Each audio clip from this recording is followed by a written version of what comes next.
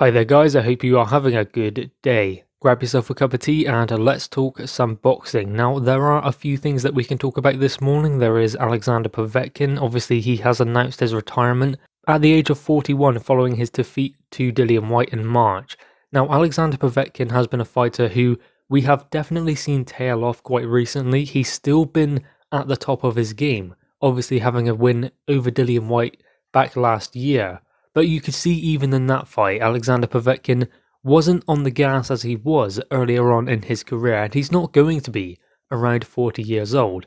It is incredible how he has continued to remain at that level, especially given he's had some really tough fights during his career. The Klitschko one comes to mind, Anthony Joshua, Marco Huck.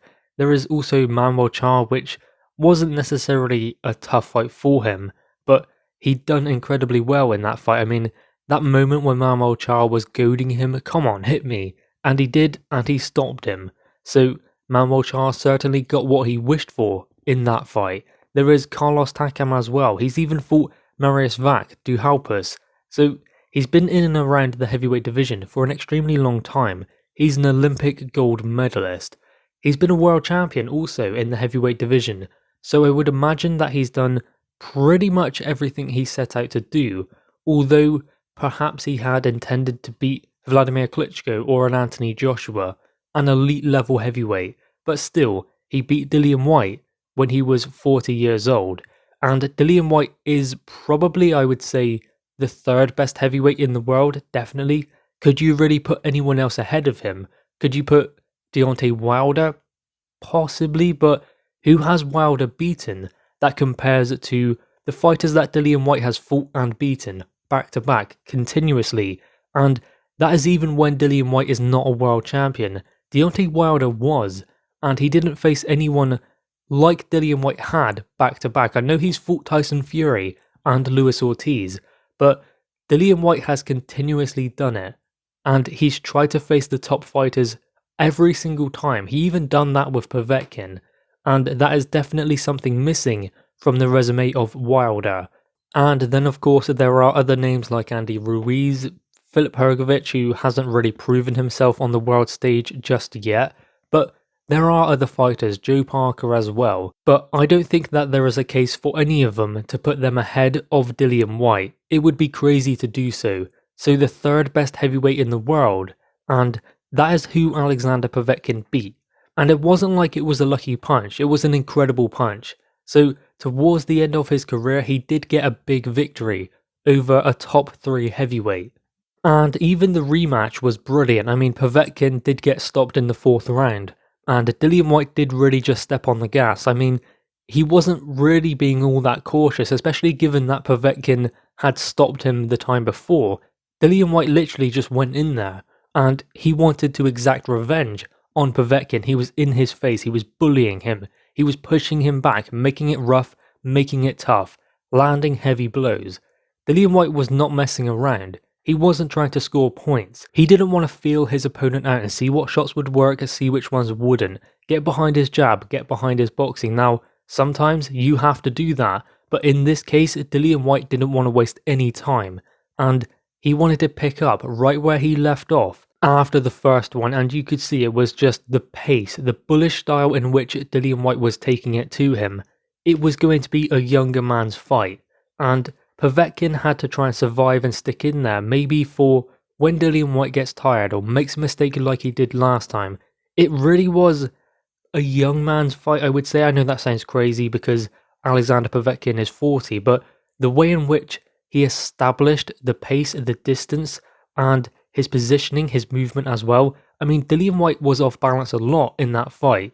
Technically, it wasn't the best performance, but it was brutal, and it got him the victory. He knew what he had to do, and that was, as I said, to make it a young man's fight, something of which Povetkin could not stick with, and eventually, that was just too much, and it all seemed to catch up with Alexander Povetkin. It was a great performance from Dillian Whyte, because he knew how to make all of those years in boxing catch up with Alexander Povetkin in one single night. That being said, still a great fight for Povetkin to be in his final fight, and the fight before that, he had beaten Dillian Whyte, gaining the WBC Interim World Championship, and also for a brief moment, becoming mandatory to Tyson Fury, according to Eddie Hearn, but not actually being recognised as a mandatory, and it wasn't publicly announced, but Eddie Hearn did say for a brief moment he was mandatory to Tyson Fury, proving that he was at the very top even at the end of his career. He wasn't one of those fighters who went down through the levels and had to face lower level opposition. No, he stayed at the top fighting the top guys, and that's incredible given his age and the years he spent in the sport as well. It's not all about the age, because if you look at someone like Joe Joyce, he's about 3 or 4 years behind Povetkin, but he hasn't had the same kind of fights. He hasn't had the tough challenges in the boxing ring just yet. That hasn't put miles on the clock for Joe Joyce, and that is usually the difference. It's not all about age.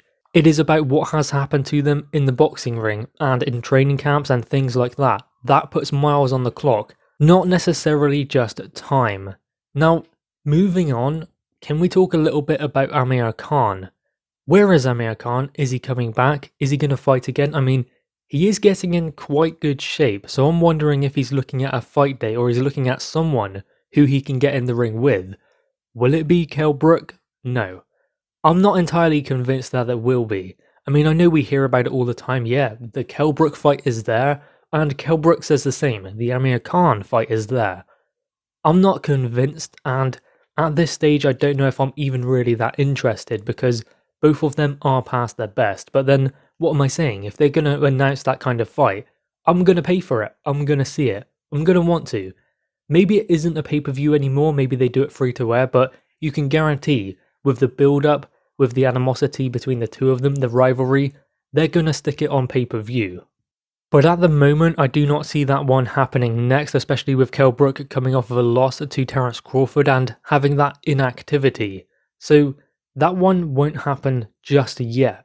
Is there an opponent that Amir Khan can get in the ring with? Well, he can try and plot his route towards a world title opportunity, but he's already lost to Terence Crawford. Errol Spence is doing his thing. He's not going to really be bothered by Amir Khan. There is Ugas as well, but it looks like Errol Spence will fight Manny Pacquiao, then probably go on to Ugas, then move up. So there could be some wiggle room with world titles if they get vacated, but it is just more time spent waiting for Amir Khan.